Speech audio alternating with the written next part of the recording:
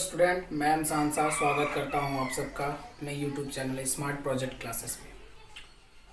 तो चलिए आज के इस वीडियो में हम लोग संख्याओं को 10 के घातों का प्रयोग करके किस तरह लिखा जाता है, किस तरह निरूपित किया जाता है, इसको हम लोग सीखेंगे। तो जैसे सबसे पहले हम लोग देखेंगे इसमें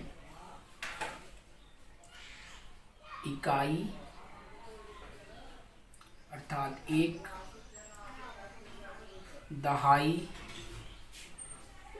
यानी 10, सैकड़ा यानी 100, हजार अर्थात 1000, 10,000 एक पर 4 शून्य, लाख एक पर 5 शून्य, 10 लाख एक पर 6 शून्य, करोड़ एक पर 7 शून्य,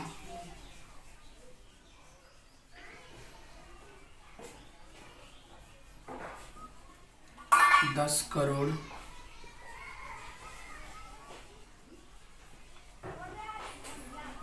एक पर 8 शून्य।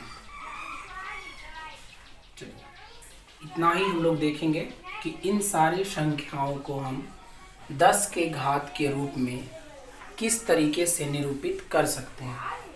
तो इकाई को अगर हम 10 के घात में निरूपित कर देंगे तो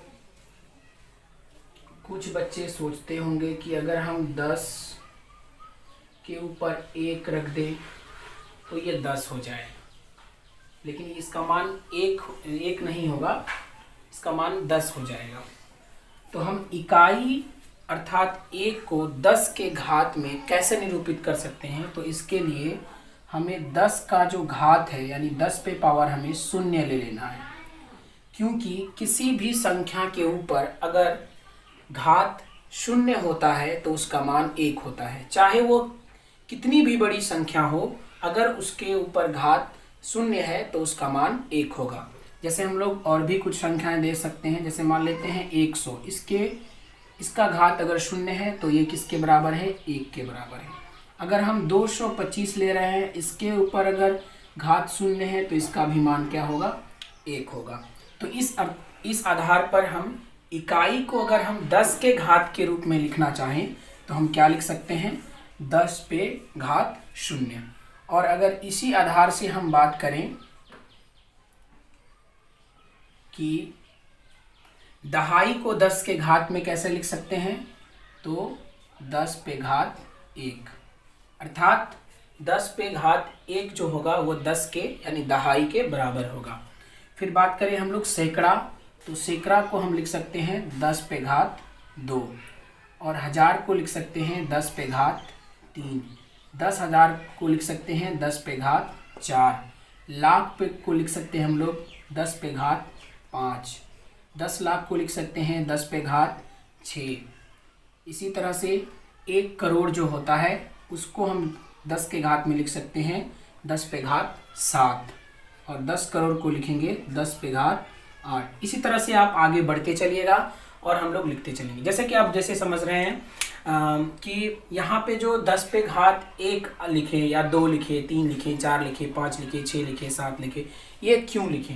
आप इसको इस तरीके से भी समझ सकते हैं कि दहाई में 1 शून्य है इसलिए 10 के ऊपर घात 1 हो गया, और सैकड़ा में 2 शून्य है तो इसलिए 10 पे घात 2 हो गया, हजार में 3 शून्य है इसलिए 10 पे घात 3 हो गया। इसी तरह से 10 लाख में जो है 6 शून्य है तो इसका घात 10 पे कितना हो गया, 6। तो इस आधार से अगर आप अरब में पहुंचिएगा तो अरब में 9 शून्य होगा तो 10 पे घात 9 हो जाएगा। तो आशा करते हैं कि आप लोग 10 के घातों का प्रयोग करके संख्याओं को निरूपित करना भली भांति सीख गए होंगे।